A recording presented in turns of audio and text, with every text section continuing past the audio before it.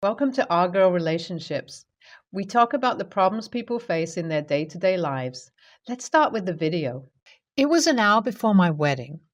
We were at the hotel getting ready. The venue was at the same hotel, so it wasn't much of a hassle to reach.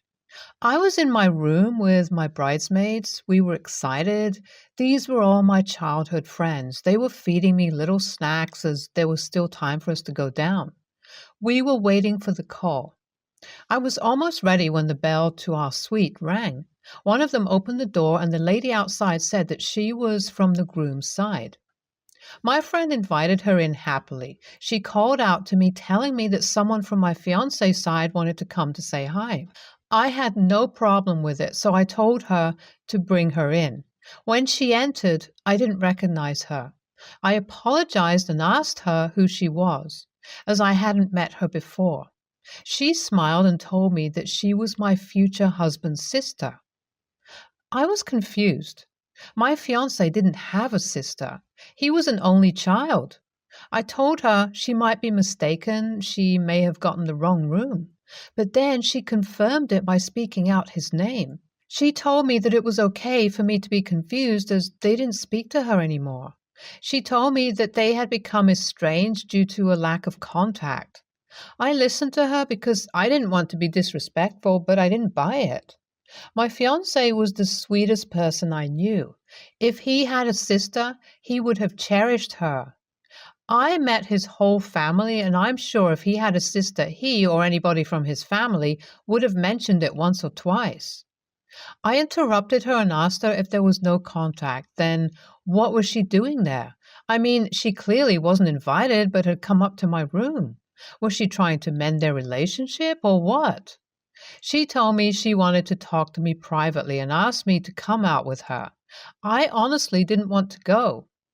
There I was, sitting in my princess ball gown, and she wanted me to go with her. Who knows where? I refused. I told her she could tell me what she wanted to say right here. She told my bridesmaids to leave, but they refused. She didn't ask. She ordered. I was getting bad vibes from her. We all were. I didn't want her to ruin my wedding, so I called one of my bridesmaids to call my mother-in-law. My mother-in-law and I had a very good relationship. She called me over quite often, even when Hubby and I were just dating. My friend called her, but she wasn't able to reach her, so I whispered to her to go find her. They were on the other side of the hotel. The rest of my friends stayed with me. They were giving me looks, telling me that she was in trouble. I wanted to sort this out before my wedding. There wasn't much time left, so I asked her to get to the point or leave. It was clear that she didn't like me telling her that, so she started her story by telling me that I didn't know her brother and mother as well as she did. She told me that they had stolen her property, which her grandfather had given her, sold it without her consent, and didn't give her a penny from it. I was confused. If she was given property, it would be under her name. How were they able to sell it without her signing it? I also met my fiance's grandpa. He was the sweetest thing ever. Now, this lady popped out of nowhere, telling me that she is his estranged sister and that my fiancé and his mother had stolen property from her. I asked her directly how they had managed to do that and why did she sign. She told me she didn't sign and that they had forged her signature. My bridesmaids scoffed. One could tell that nobody in the room believed her. She wasn't even near my fiancé's age. Even if there was a huge age gap, she looked like she was in her 40s, closer to my mother-in-law's age.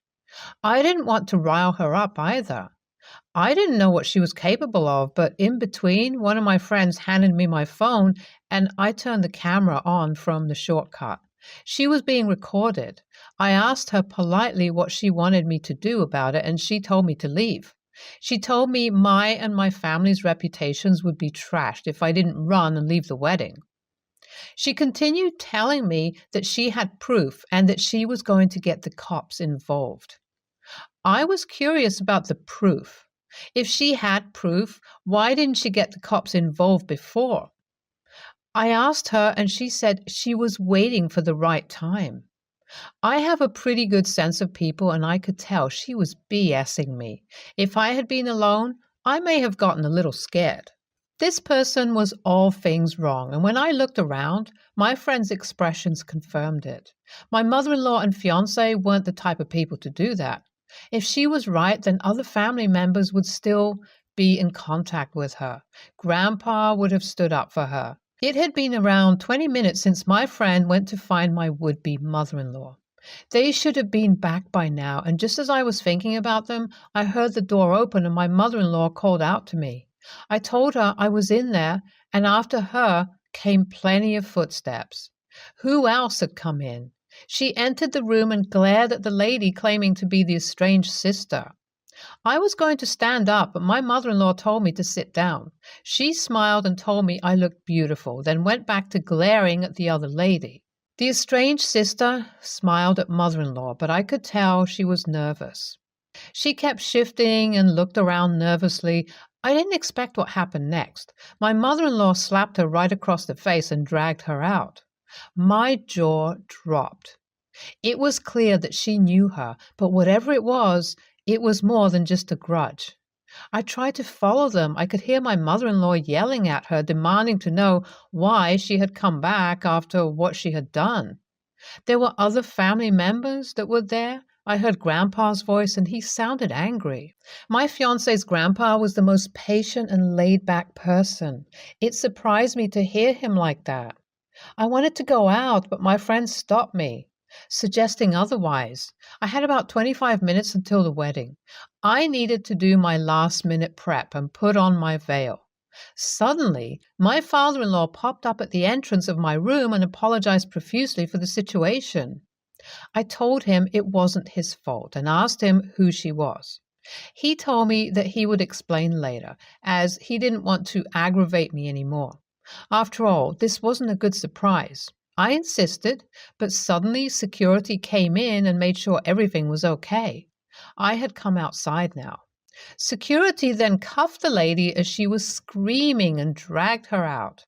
They should have put a muzzle on her too. I could see some of my husband's family members there. Some of them were raging. Once they saw me, they had an apologetic look in their eyes and kept apologizing repeatedly, saying this should never have happened and that they were so sorry about all of this.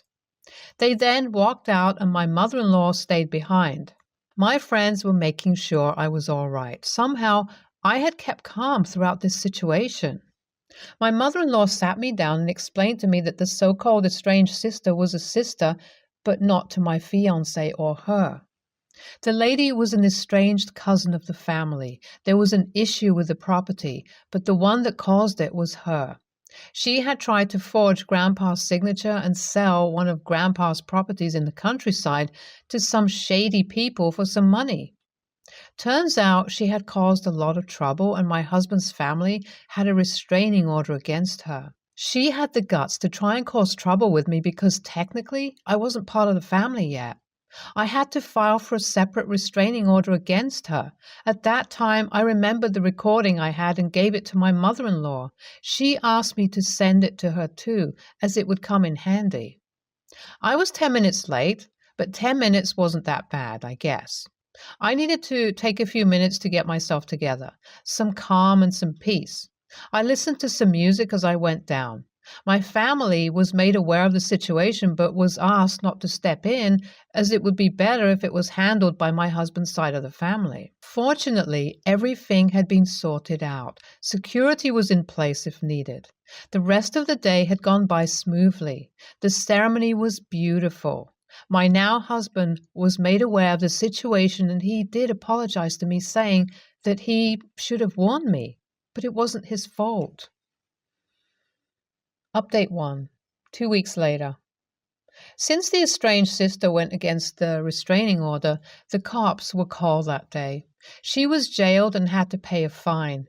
Many of you were asking why I didn't believe her at first. As I said before, I have a good sense of people's character, and I followed my gut in this situation. Update 2. A few months later. I filed for a restraining order against her, which was granted. She won't be a problem anymore. A few of you asked me why she said she was my husband's estranged sister instead of my mother-in-law's estranged cousin.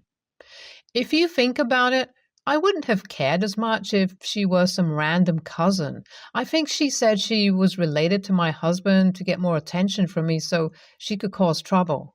That day, I could be calm because all my friends were backing me up. My decision to not go out alone with her was right. OP was calm and strong, AF. Brides are usually so stressed out on their wedding day. I think I would have burst out crying if this happened on my wedding day. NTA, you trusted your guts, and most of all, you knew who you were marrying and what type of family you were marrying into. I wish I could be as strong as OP. Is this what it looks like to grow up in a healthy family, or did she take a lot of therapy? Next story. Back about 3 months ago, I lost my job as an RN following a gym accident that left me partially paralyzed in my left leg. I had to go through PT, but it wasn't super severe by any means, and I regained most mobility by last month. I'm still in PT, however, because there are simply certain things I cannot do, like bend the leg without me guiding it with my hands. So it looks like I'm walking with a peg leg, basically. During this time, my mother-in-law sent my husband like $600. We did not ask her for the money, but she knew we were pretty hard up at that time because my insurance does not cover all of PT, and it was rather expensive, so our savings was going away at an alarming rate. Also, during this time, my mother-in-law made me feel like absolute shit because she kept making comments about how broke she was and kept saying, well, if I hadn't helped you guys out, stuff like that. I often reminded her that we did not ask for help. She tried sending us more money shortly thereafter, and I refused to accept it because I wasn't about to have that shit dangling over my head. Just like my own scum family had done for years. I hate the whole, you wouldn't have that if it weren't for me bullshit. It's the reason I refuse most help. Thankfully, I was able to start a new job from home about a month back, and we were able to start coming up with money to pay mother-in-law back. Well, my husband goes to his mother's yesterday to give her a portion of the money we owed, and when he returned, he starts talking about wanting to give his mom like $400 extra. I asked why, and he mumbled some excuse of, well, she didn't have to help us. I told him I wasn't about to do that because $400 is literally like 34 hours of work, close to an entire paycheck of mine. Well, to sum it up, he later admitted that his mother had said that she deserves interest on the loan since it took us so long to pay it back, and she almost went broke trying to help us. Generally, she is not a money-hungry person or even this ignorant, if I'm being honest, but I'm still not willing to do it.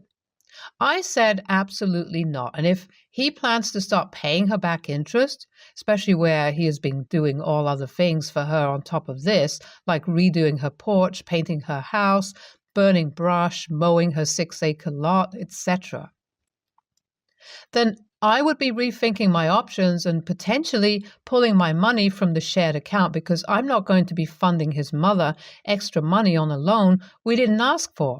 And it's now going to be cutting into my paychecks, bill money. He keeps arguing. She didn't have to help. So I snapped and said, I didn't ask her fricking help. And I said no. I was calm prior to this. He says I'm an AH for losing my cool over money and that I'm acting selfish because, again, she didn't have to help. AITA? NTA. You didn't ask for this money. You didn't ask for it, so you definitely didn't agree to monstrously usurious interest rates on this money. It's her responsibility to manage her finances, including not loaning people more money than she can actually afford to loan, particularly and bizarrely loaning them more than she can afford against their will. Her demanding unconscionable interest rates, knowingly levied on top of her struggling son's family, on top of expecting a bunch of continued free favors from them, mowing and so forth, that she rather obviously takes for granted? Just know, mother-in-law, and there's a subreddit with that name, by the way, that might resonate with you. That said, this isn't really a mother-in-law problem or a money problem. Those are just the symptoms. At the root, this is really a husband's problem. You two are very much not on the same page about mother-in-law or money. And yet, he's going off and unilaterally promising a bunch of stuff to her anyway. Not okay. That has to stop. NTA and 2 suggestions. 1, separate your finances from your husband's, open your own bank account for your own paychecks, and deposit an agreed upon amount into a joint account for the purpose of covering household and shared expenses.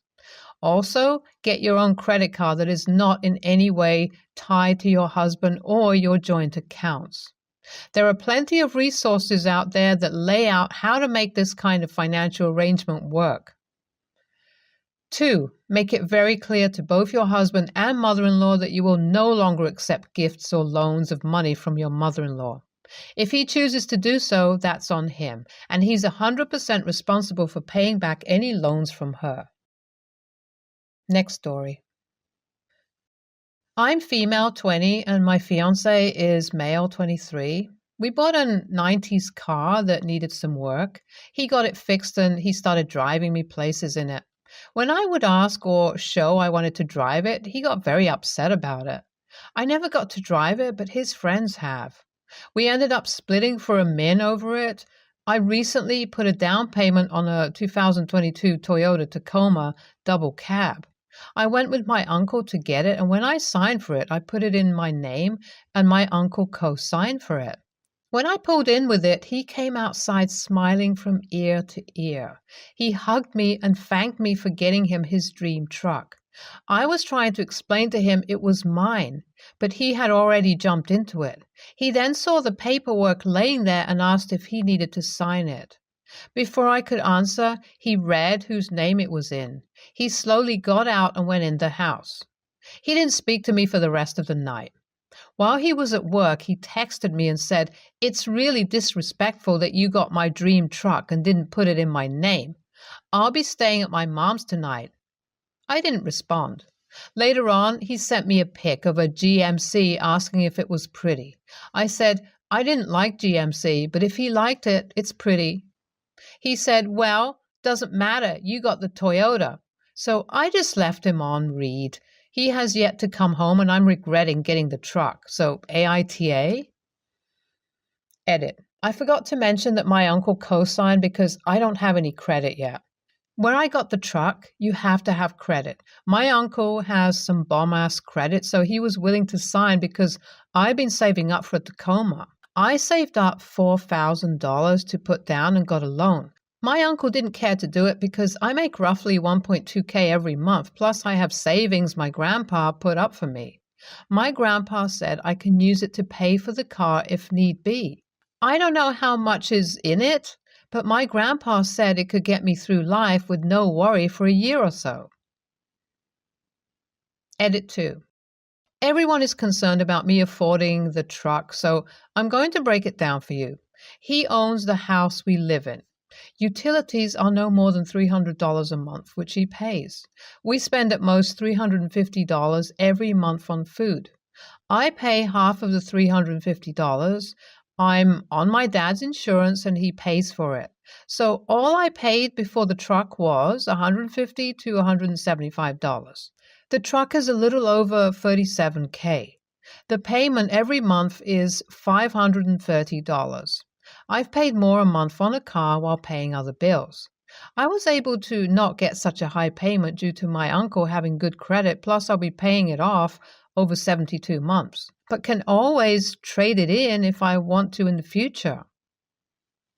NTA. I do not get the men out there who assume that the house, car, will have their name on the title deed when they do not pay for it at all.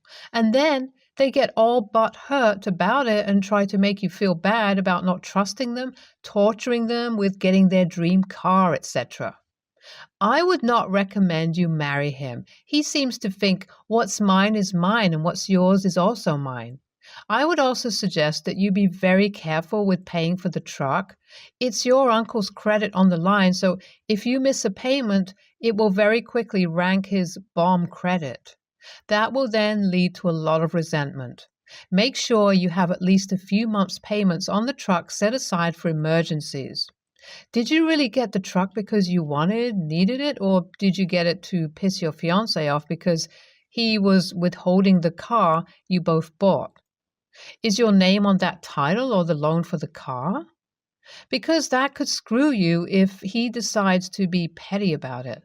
If he won't let you drive it, he should pay you for the money you put towards it. Please consider these red flags and see if there are others you've excused. And do that before you have any kids with this guy. You don't need another person to take care of on your own, on top of having to baby your fiancé. Stay tuned for more stories from our girl relationships.